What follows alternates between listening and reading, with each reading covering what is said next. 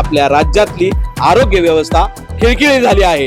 एक तर तुकाराम मुंडे या आरोग्य व्यवस्थेला किंवा या फूड डिपार्टमेंटला आवरू शकत नाहीत, त्यांच्याबरोबर त्यांची टीम आवरणारी असेल, परंतु असे बेजबाबदार फूड अधिकारी सुद्धा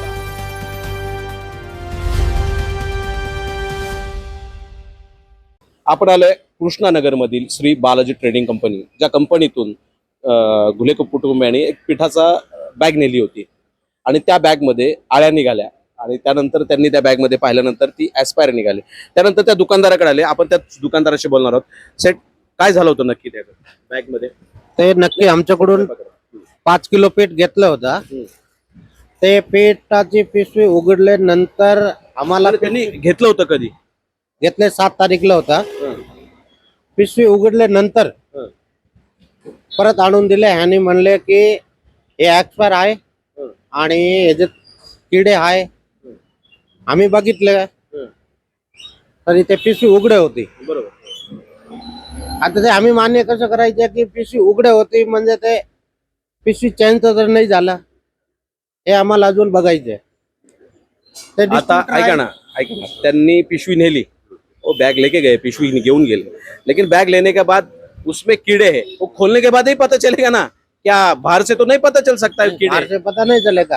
हाँ। पर अंदर हवा भी नहीं जा सकती है, तो शायद कीड़े तो अंदर नहीं हो सकते। और मेरे पास कम से कम 10-20 पैकेट पड़े हैं, उसमें कोई भी पीठ उसी डेट के है क्या? नहीं, उसी डेट का मेरे पास माल ही नहीं था। फिर उन्होंने, उनके पास बिल है, आपसे परचेस किया हुआ, उसी डेट का बिल है। अगर आप आज बोलेंगे कि ये बैग हमारे तरफ से नहीं है तो उनके पास बिल है। अगर आप बोल, सुनो, आप बोल रहे हैं दूसरी बात कि वो फोड़ने के बाद वो लाके दिया, वो फोड़ने के बाद लाके देंगे, उनको अंदर कीड़े हैं, पैकिंग फोड़ने से पहले तो उनको पता नहीं चलेगा।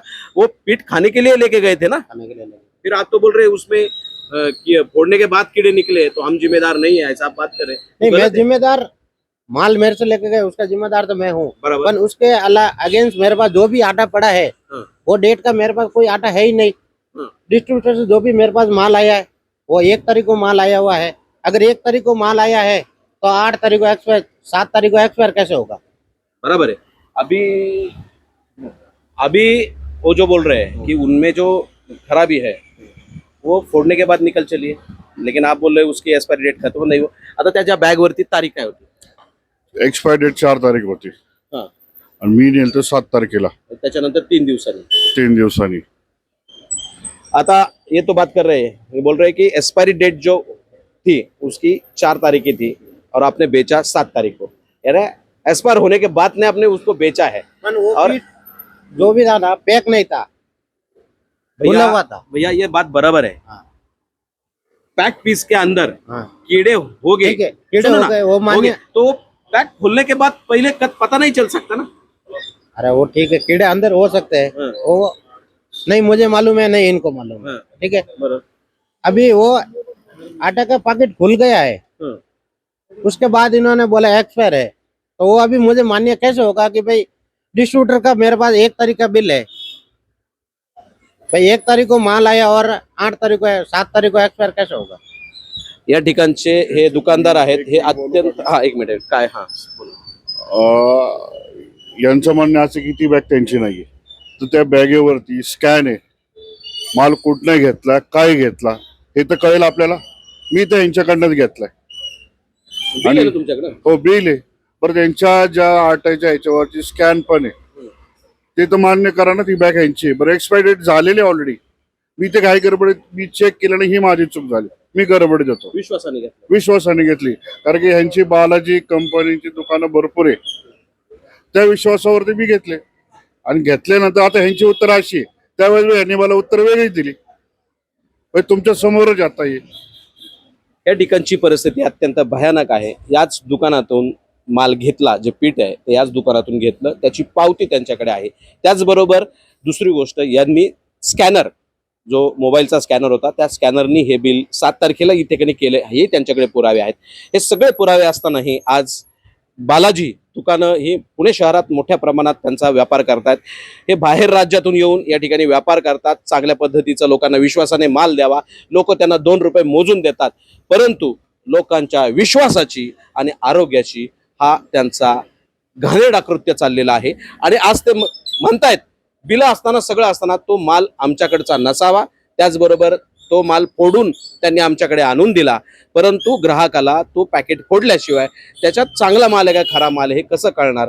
आणि एक्सपायरी माल विकून स्वतःची तुंबडी भरण्यासाठी, स्वतःच्या स्वार्थासाठी लाखो रुपये कमवून राजस्थान किंवा त्यांच्या राज्यात परत जायचं आणि इथल्या लोकांशी जीविताशी खेळलं जातं, हे इथलं भयान वास्तव आहे. त्याचबरोबर ह्या ग्राहकाने FDI ला कॉन्टॅक्ट करण्याचा प्रयत्न केला, परंतु FDI त्यांच्या कॉलला कुठलंही उत्तर दिलं नाही. 25 वेळा कॉल केला, रिंगिंग वाजली, मला रिस्पॉन्स मिळाला नाही. आता ह्याच्यावरती काय आम्ही करायचं तुम्ही सांगा? आमच्या आरोग्याची काळजी घेणार कोण आहे? त्यांनी असं हात वरती केल्यानंतर आम्ही जायचं कोणाकडे? त्याचं उत्तर तर मिळलंच पाहिजे ना आम्हाला. ही या ग्राहकाची भयान वास्तव आहे. एक तर दुकानदाराकडून माल घेतला, तो खराब निघाला, खराब निघाल्यानंतर तो घेऊन आल्यानंतर दुकानदार सरळ म्हणतो तो माल माझा नसावा, त्यांनी त्या मालातलं पॅकेट फोडून आणलेलं आहे, त्यामुळे त्याची जबाबदारी माझी नाही, असं यांनी सांगून मोकळे झाले, पैसे कमवून मोकळे झाले. आणि यांनी या संदर्भात जे प्रशासकीय अधिकारी आहेत, FDI जे फूड अँड ड्रग्स डिपार्टमेंट आहे, त्यांना 25 कॉल केले, परंतु 25 कॉलला उत्तर आलेलं नाही. ही आपल्या राज्यातली आरोग्य व्यवस्था खिळखिळी झाली आहे.